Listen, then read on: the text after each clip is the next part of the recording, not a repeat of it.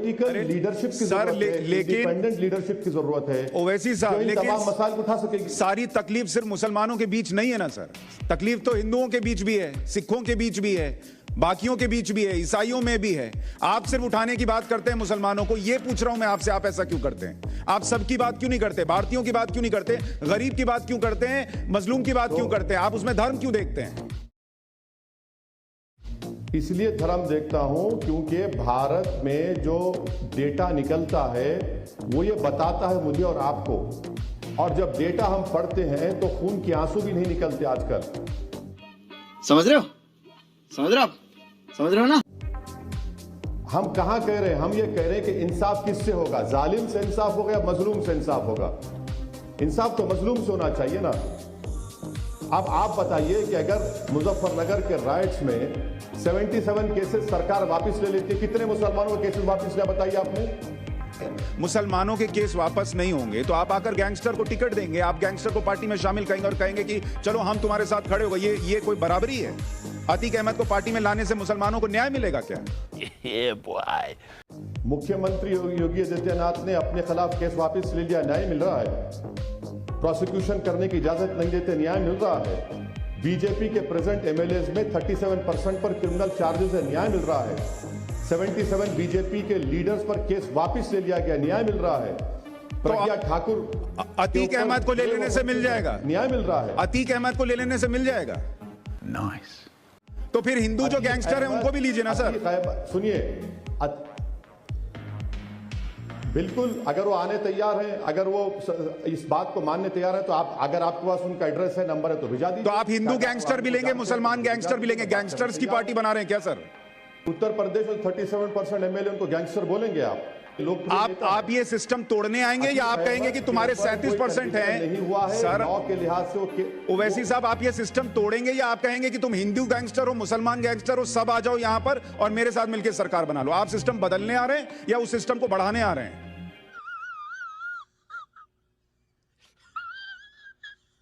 System को कौन बदलेगा? जो सत्ता में सिस्टम बदल रहे हैं, जो सत्ता में रहकर टिकट दिए 2017 में, वो क्या कर रहे हैं?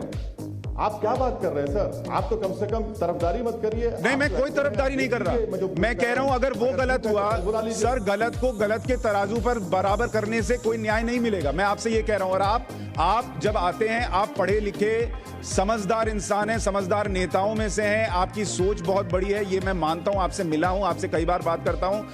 आप बहुत ज़हीन तरीके से समझते हैं पॉलिटिक्स को। लेकिन जब आप सिर्फ मुसलमान मुसलमान करते हैं, आपकी पार्टी का नाम क्या है बताइए सर? AIMIM का फुल फॉर्म क्या है मुझे बताइए? गाड़ी गाड़ी क्या ये पार्टी इलेक्शन कमीशन रजिस्टर्ड नहीं है? मैं आपसे पूछ रहा हूं सर, पार्टी का ये पार्टी के जो एमपी भारत के सब सर सुनिए, नहीं सर, आप पहले बताइए दर्शकों को कि AIMIM का फुल फॉर्म क्या है? नहीं, मैं AIMIM का फुल फॉर्म देखना है तो दर्शक जाकर इलेक्शन कमीशन की वेबसाइट पे देखेंगे। मेरी पार्टी इलेक्शन कमीशन में रजिस्टर्ड है, इलेक्शन कमीशन मुझे इलेक्शन लड़ने की इजाजत देता है। अगर आपको या किसी और को इससे तकलीफ हो रही है तो जाइए इलेक्शन कमीशन को। नहीं, मुझे कोई तकलीफ नहीं है सर, मैं तो कह रहा हूं आप खुलकर बोल दीजिए ना। आपको तकलीफ है इलेक्शन लड़ने से? बैरिस्टर असदुद्दीन ओवैसी, मेरी पार्टी का नाम सुनिए, मैं बोल रहा हूं, सुनिए, बोलिए। वही पॉलिटिकल पार्टी जब इलेक्शन कमीशन रजिस्टर होती है तो उसको भारत के संविधान को मानना पड़ता है। जब मेरी पार्टी भारत के संविधान में इलेक्शन कमीशन रजिस्टर्ड है, संविधान को मानती है, तो इसमें आपको आपत्ति क्यों है? मुझे आपत्ति सिर्फ ये है सर कि आपने अपनी पार्टी का नाम ऑल इंडिया मजलिस इत्तेहादुल मुसलमीन रखा, जिसका मतलब है कि दुनिया पूरे भारत के जो मुसलमान हैं उनकी एकता के लिए मजलिस। और आप वही काम फिर पॉलिटिक्स में करते हैं और दूसरों से उम्मीद करते हैं कि वो हिंदुओं की बात ना करें, वो दूसरों की बात ना करें, वो बराबरी की बात करें। आप कहां कर रहे हैं? आप तो सिर्फ मुसलमानों के लिए पार्टी बनाकर बैठे हैं। इसको खुलकर बोल दीजिए कि मैं हिंदुओं की बात नहीं करूंगा। नाइस। बिल्कुल नहीं, बिल्कुल झूठ है ये। अगर मैं आपको दावत दूंगा, हैदराबाद तशरीफ लाइए, मेरे मेहमान रहिए, मैं आपको बताऊंगा कि अमित शाह जिस वार्ड में आकर हैदराबाद के मुस्लिम इलेक्शन में कैंपेन किए थे, वहां पर चौथी मर्तबा राजमोहन कामयाब हुआ। चौथी मर्तबा 12,000 वोट से बीजेपी ने उठा रहा। आप आइए औरंगाबाद में चलिए, हमारे कितने नॉन मुस्लिम कॉर्पोरेटर से देख लीजिए। आप पार्टी का नाम ऑल इंडिया मजलिस इत्तेहादुल हिंदुस्तानी कर दीजिए। सुनिए, मुसलमान क्यों रखते हैं?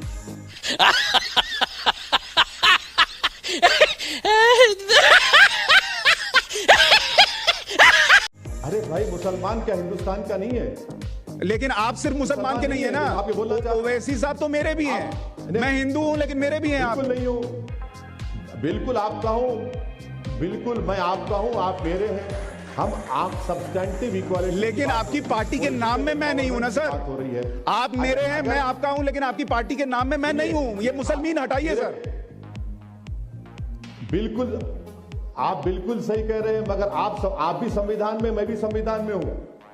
हर पॉलिटिकल पार्टी संविधान को मानती है, संविधान सबसे ऊपर है, और संविधान के तहत मेरी पार्टी का रजिस्ट्रेशन हुआ है। ये बात आप समझने से कासिर हैं। संविधान के तहत हुआ, मैं मान गया, पर मैं कह रहा हूं कि जब भारतीय जनता पार्टी हो सकती है, इंडियन नेशनल कांग्रेस हो सकता है, तो ऑल इंडिया मजलिस इत्तेहादुल मुसलमीन की जगह ऑल इंडिया मजलिस इत्तेहादुल हिंदुस्तान क्यों नहीं हो सकता? सबकी एकता की बात कीजिए ना sir. Once more! Once more! Once more! अरे मेरे सुनिए, आप समझ नहीं रहे हैं। भारत के संविधान के तहत हर पॉलिटिकल पार्टी का रजिस्ट्रेशन होता है, और उस पॉलिटिकल पार्टी को मानना पड़ता है संविधान को। मैं आपको बता रहा हूं, 1960 से हम इलेक्शन लड़ते आ रहे हैं। तो अब आप इसमें क्या पैगाम मिल रहा है आपको? क्या पैगाम अब गलत मिल रहा है क्या आपको? नहीं तो मुसलमान हटाने से दिक्कत क्या है सर? कौन कह रहा है कि किसी मदद आपको वोट नहीं पड़ेगा क्या? अगर मुसलमान हटा देंगे, अगर आप मुसलमान हटा देंगे उसमें से, तो वोट नहीं पड़ेगा क्या? नहीं सर, वोट पढ़ना नहीं पढ़ना है तो अल्लाह तय करेगा ना, अल्लाह तय करेगी।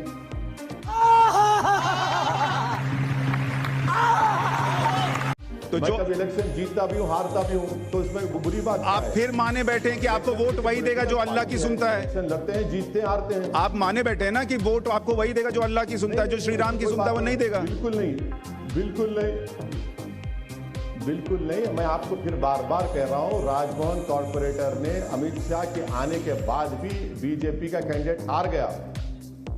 राजभवन उसका नाम है। अब आपको और क्या बताऊं मैं? आप मेरे साथ मोटरसाइकिल पे फिरे, आप किसी और चैनल में काम कर रहे थे उस वक्त, तो आपको कई हमारे मेन नॉन मुस्लिम लोगों से आपकी मुलाकात हुई, आप भूल गए? नहीं, मैं बिल्कुल नहीं भूला। मैं तो चाहता हूं जो मुझे वहां दिखा वो हर जगह दिखे। आप यूपी में भी आकर हिंदुओं की बात करें, सिखों की बात करें, ईसाइयों की बात करें। आप सिर्फ मुसलमान करते हैं, वहां दिक्कत होती है। आप कहते हैं मस्जिद शहीद हो गई। मस्जिद शहीद होना आपका मुद्दा है या मुसलमानों को एजुकेशन मिलना मुद्दा है?